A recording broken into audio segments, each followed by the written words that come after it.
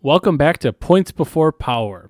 Today we're going to continue our series, Misconceptions on Pursuing Credit Card Reward Points. Specifically, all points are not created equal. If you haven't watched the other videos in the series, please do so it'll give you a better overall understanding of the discussion at hand. So, Paul, would you rather have 50,000 points or 100,000 points? It's a great question, Mike, and it would depend on what program the points are in and what I would need to use them for. I'd like to break down this topic into three manageable pieces. First, the different program types. For an intro to the different types of card programs, watch the video where we specifically discuss that using the link on the screen now.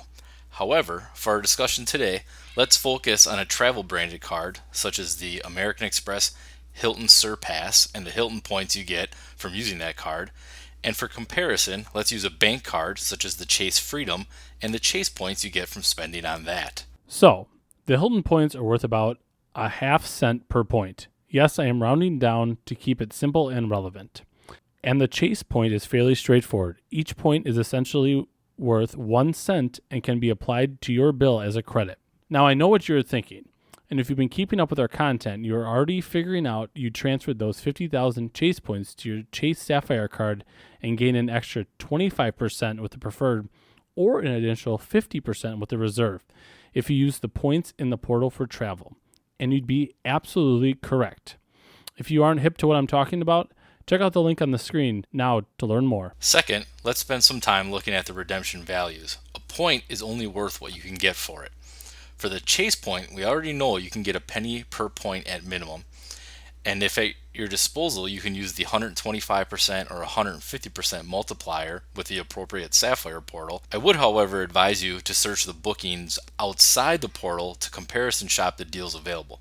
So if you're looking to book a hotel or flight, for example, see what it costs if you were to book directly with cash. This has vastly improved since the portal has been upgraded a few years back. Now, to dive a bit deeper, let's look at those Hilton points. Let's imagine you wanted to book a night for your family of 4 in Hawaii at the Hilton Waiakola Village, October 6, 2021. You'd find that a Palace Resort View with 2 queen beds costs $738 including taxes and fees. That same room costs 60,000 points, so you'd be redeeming at 1.2 sets per point. Hey, Paul, nice choice in hotels. I stayed there a few months ago with my wife. Check out the link to my other channel and a review of that hotel because I'd highly recommend it. Also, there's no way that you're only going to stay there one night. So let's imagine you're going to stay for 5 nights, and then you'll be able to use the perk of the 5th night free if using points, and if you are a Hilton Gold member or higher.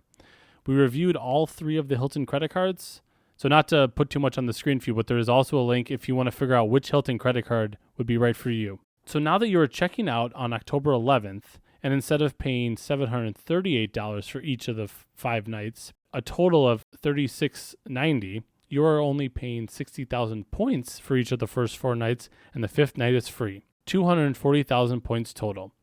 Now you're getting a redemption value of 1.5 cents per point. Third and lastly, knowing what I'm going to use the points for is paramount. We have already seen the value of the Chase point having the ability to pay yourself back at 1 cent per point or on any travel in the Chase portals, and the Hilton is great to have if you're booking lodging. But what if you need to book a flight and only have Hilton points?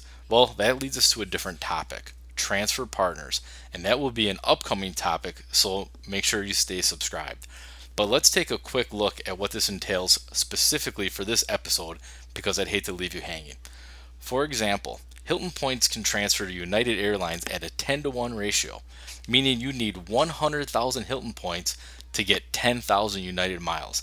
And if a United point, for the sake of argument, is worth 1 cent, you can quickly see how your points lose value. You are paying a dime to get a penny. Think of a wrench being used as a hammer. It can be done, certainly, but it's not the most effective use of the tool. So in summary, first, the type of program the points are in has a large impact as to the value of the points. Second, a point is only worth what you can redeem it for. Third, the value of a point can vary greatly on how it is used. That's it for this episode. Make sure you subscribe to the channel so you don't miss out on any of the content. Check out our other content and use our referrals to show your appreciation and start building your free vacation. All right, take care, everyone. And if you have any questions, please post them in the comments.